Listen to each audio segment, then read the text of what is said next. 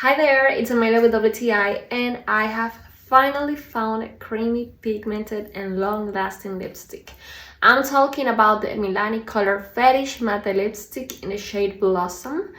There are many reasons why I like to wear it, and one of the reasons is the beautiful, strong color it has.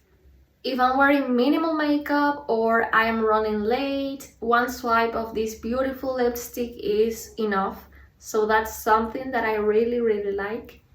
Another reason is that you don't have to spend the whole day fixing your lipstick or reapplying the lipstick because it's long lasting.